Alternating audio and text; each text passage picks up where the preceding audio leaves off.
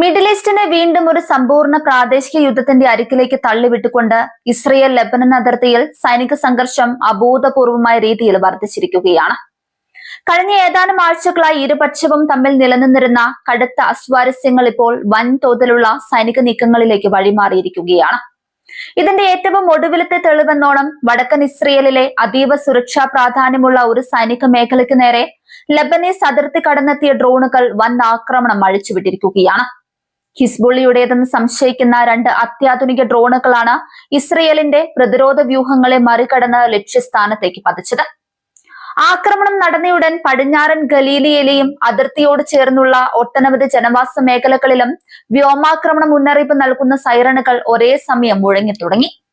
അതിർത്തി കടന്ന് ശത്രുവിന്റെ പൈലറ്റില്ലാ വിമാനങ്ങൾ തങ്ങളുടെ ആകാശത്തേക്ക് പ്രവേശിച്ചുവെന്ന വാർത്ത പരന്നതോടെ ജനങ്ങൾ കടുത്ത പരിഭ്രാന്തിയിലാവുകയും ജീവരക്ഷാർത്ഥം കൂട്ടത്തോടെ ബങ്കറുകളിലേക്കും സുരക്ഷിത താവളങ്ങളിലേക്കും ഓടിമാറുകയും ചെയ്തു.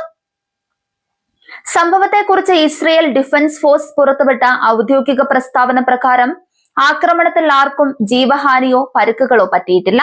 എങ്കിലും അതീവ സുരക്ഷിതമെന്ന് കരുതപ്പെടുന്ന സൈനിക മേഖലയിൽ തന്നെ ഉണ്ടായ ഈ ഡ്രോൺ സ്ഫോടനങ്ങൾ ഇസ്രയേലിന്റെ ആഭ്യന്തര പ്രതിരോധ സംവിധാനങ്ങൾ നേരിടുന്ന വെല്ലുവിളികളെയാണ് ഉയർത്തിക്കാട്ടുന്നത്. വിമാനങ്ങൾ അതിർത്തി കടന്നത് മുതൽ അവയുടെ ലക്ഷ്യം എന്തായിരുന്നുവെന്ന് കൃത്യമായി നിരീക്ഷിക്കാൻ ഇസ്രയേൽ വ്യോമസേനയ്ക്ക് കഴിഞ്ഞിരുന്നുവെങ്കിലും ജനവാസ കേന്ദ്രങ്ങൾക്ക് മുകളിൽ വെച്ച് അവയെ തകർക്കുന്നത് ഒഴിവാക്കാനാണ് ശ്രമിച്ചതെന്നാണ് സൈനിക വൃത്തങ്ങൾ നൽകുന്ന സൂചന. സമീപകാലത്ത് ഏറ്റവും കടുത്തതും രൂക്ഷവുമായ സൈനിക ഏറ്റുമുട്ടലുകൾക്കാണ് കഴിഞ്ഞ ഏതാനും ആഴ്ചകളായി ഇസ്രയേൽ ലെബനൻ അതിർത്തി സാക്ഷ്യം വഹിച്ചുകൊണ്ടിരിക്കുന്നത്. കേവലം ഒരു അതിർത്തി തർക്കത്തിനപ്പുറം ആധുനിക യുദ്ധോപകരണങ്ങളും ഡ്രോൺ സാങ്കേതിക വിദ്യയും ഉപയോഗിച്ചുള്ള കനത്ത പ്രത്യാക്രമണങ്ങളാണ് ഇപ്പോൾ ഇരുപക്ഷവും നടത്തുന്നത്. ഗാസയിലെ സംഘർഷങ്ങൾക്ക് പിന്നാലെ വടക്കൻ അതിർത്തിയിൽ ഹിസ്ബുള്ള തങ്ങളുടെ സൈനിക സാന്നിധ്യവും ആക്രമണങ്ങളുടെ തീവ്രതയും വർദ്ധിപ്പിച്ചത് ഇസ്രയേലിനെ ഒരേ സമയം 2 മുന്നണികളിൽ യുദ്ധം ചെയ്യാൻ നിർബന്ധിതരാക്കിയിരിക്കുകയാണ്. ആദ്യ ആക്രമണം നടന്ന മണിക്കൂറുകൾക്ക് ശേഷവും അതിർത്തി ഗ്രാമങ്ങളിൽ വീണ്ടും പുതിയ ഡ്രോൺ മുന്നറിയിപ്പുകൾ വന്നുകൊണ്ടിരിക്കുന്നത് സ്ഥിതിഗതികൾ എത്രത്തോളം സങ്കീർണമാണെന്ന് വ്യക്തമാക്കുന്നു. ഇസ്രയേലിന്റെ റഡാർ സംവിധാനങ്ങളെ വെട്ടിച്ച് കൂടുതൽ ഡ്രോണുകൾ അതിർത്തിക്കുള്ളിലേക്ക് പ്രവേശിക്കാൻ സാധ്യതയുണ്ടെന്ന വിലയിരുത്തലിൽ അതിർത്തി ഗ്രാമങ്ങളെല്ലാം കനത്ത ജാഗ്രതയിലാണ്. ഈ ഡ്രോൺ ആക്രമണങ്ങൾക്ക് തൊട്ടു പിന്നാലെ തെക്കൻ ലെബനനിൽ ഇസ്രയേൽ സൈന്യം വലിയ രീതിയിലുള്ള തിരിച്ചടി ആരംഭിച്ചിട്ടുണ്ട്. ഹിസ്ബുള്ളിയുടെ ഒളിത്താവളങ്ങളും ഡ്രോൺ വിക്ഷേപണ കേന്ദ്രങ്ങളും ലക്ഷ്യമിട്ടാണ് ഇസ്രയേൽ പീരങ്കികളും യുദ്ധവിമാനങ്ങളും ഇപ്പോൾ കനത്ത ബോംബാക്രമണം നടത്തുന്നത്. അതിർത്തി കടന്നുള്ള ശത്രുവിന്റെ എല്ലാത്തരം നീക്കങ്ങളെയും പൂർണ്ണമായി അടിച്ചമർത്തുമെന്നും തങ്ങളുടെ അതിർത്തി ഗ്രാമങ്ങളിലെ ജനങ്ങളുടെ സുരക്ഷ ഉറപ്പാക്കാൻ ഏതറ്റം വരെയും പോകുമെന്നും ഇസ്രയേൽ സൈനിക നേതൃത്വം ആവർത്തിച്ച് വ്യക്തമാക്കിയിട്ടുണ്ട്. ഹിസ്ബുള്ളിയുടെ ഭാഗത്തു നിന്നുണ്ടാകുന്ന ഈ നീക്കങ്ങൾ വ്യക്തമായ തന്ത്രങ്ങളുടെ അടിസ്ഥാനത്തിലുള്ളതാണെന്നാണ് അന്താരാഷ്ട്ര പ്രതിരോധ വിദഗ്ധർ ചൂണ്ടിക്കാണിക്കുന്നത്. കുറഞ്ഞ ചെലവിൽ നിർമ്മിക്കാവുന്നതും എന്നാൽ വലിയ നാശനഷ്ടങ്ങൾ വരുത്താൻ ശേഷിയുള്ളതുമായ ആത്മഹത്യാ ഡ്രോണുകളാണ് അവർ ഇസ്രയേലിനെതിരെ വ്യാപകമായി ഉപയോഗിക്കുന്നത്.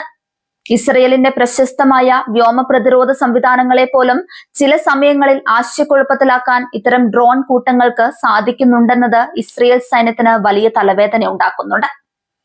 വടക്കൻ ഇസ്രയേലിലെ ജനജീവിതം ഈ നിരന്തരമായി സൈറണുകളും ആക്രമണ മുന്നറിയിപ്പുകളും കാരണം പൂർണ്ണമായും തടസ്സപ്പെട്ടിരിക്കുകയാണ്. ഒട്ടനവധി കുടുംബങ്ങൾ മാസങ്ങൾക്ക് മുൻപ് തന്നെ ഈ മേഖലകളിൽ നിന്നും സുരക്ഷിത സ്ഥാനത്തിലേക്ക് പലായനം ചെയ്തിരുന്നുവെങ്കിലും ഇപ്പോഴും അവിടെ തുടരുന്ന സാധാരണക്കാർ കടുത്ത മാനസിക സമ്മർദ്ദത്തിലാണ് കഴിയുന്നത്. ലെബനനിലെ രാഷ്ട്രീയ സാഹചര്യവും ഈ സംഘർഷങ്ങളുടെ പശ്ചാത്തലത്തിൽ അതീവ ഗുരുതരമായി തുടരുകയാണ്. ഇസ്രയേലിന്റെ ശക്തമായ തിരിച്ചടിയിൽ തെക്കൻ ലെബനനിലെ അനേകം ഗ്രാമങ്ങളാണ് ഇതിനകം തന്നെ തകർന്നടിഞ്ഞിരിക്കുന്നത്. ലെബനൻ സർക്കാരിന് ഹിസ്ബുള്ളിയുടെ സൈനിക നീക്കങ്ങൾക്ക് മേൽ യാതൊരുവിധ നിയന്ത്രണവുമില്ലാത്ത അവസ്ഥയാണ് നിലവിലുള്ളത്. രാജ്യം മറ്റൊരു വലിയ ആഭ്യന്തര പ്രതിസന്ധിയിലേക്കും നീങ്ങുകയാണ്.